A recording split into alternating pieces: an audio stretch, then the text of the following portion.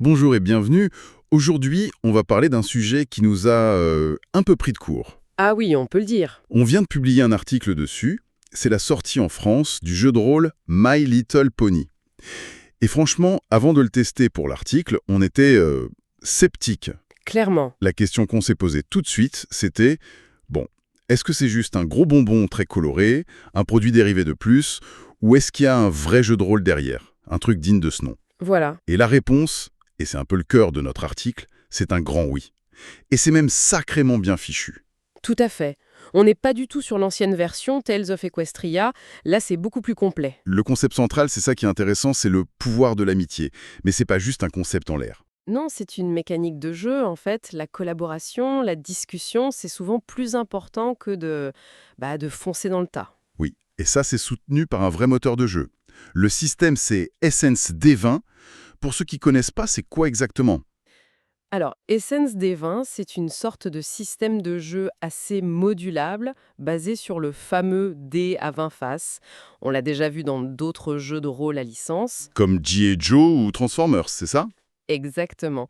Et son gros avantage, c'est qu'il est assez solide pour des joueurs adultes, Mhm. mais il reste assez simple pour pouvoir jouer en famille.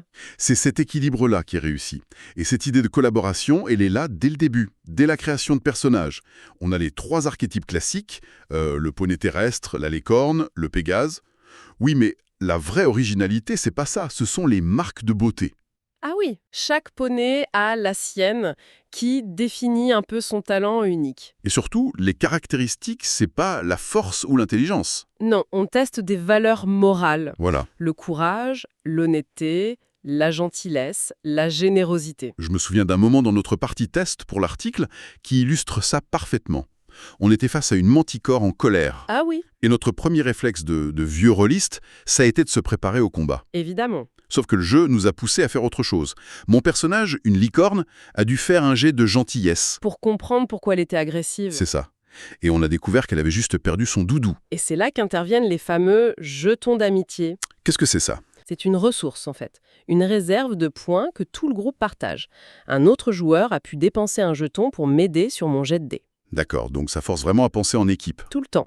Mais est-ce qu'un jeu basé sur la gentillesse, ça risque pas de devenir un peu mièvre, hein? Un peu trop bisounours. C'était le piège, oui. Mais non, parce que l'ambiance contrebalance ça. Dans l'article, on l'a décrit comme épico-loufoque. C'est un bon terme, oui. Une aventure peut commencer par l'organisation d'une fête à Ponyville et se finir en affrontant des poneys démoniaques venus d'une autre dimension. Le ton change. Et lors de notre test, c'était flagrant. Les enfants comme les adultes, tout le monde s'est éclaté. Ah oui, vraiment. Donc au final, ce My Little Pony Adventures en Equestria, c'est une très très belle surprise. Oui, ça prouve qu'on peut avoir un univers très mignon, très charmant et un vrai système de jeu solide derrière. Et bon, avec les fêtes qui approchent, c'est une excellente idée de cadeau. Absolument. C'est une porte d'entrée géniale vers le jeu de rôle qui marche à tous les âges. Et on va finir avec la pensée qui conclut notre article. Une réflexion qui nous a semblé particulièrement juste après y avoir joué. C'est qu'au fond, c'est quand même assez rafraîchissant de sauver le monde sans avoir à compter les cadavres.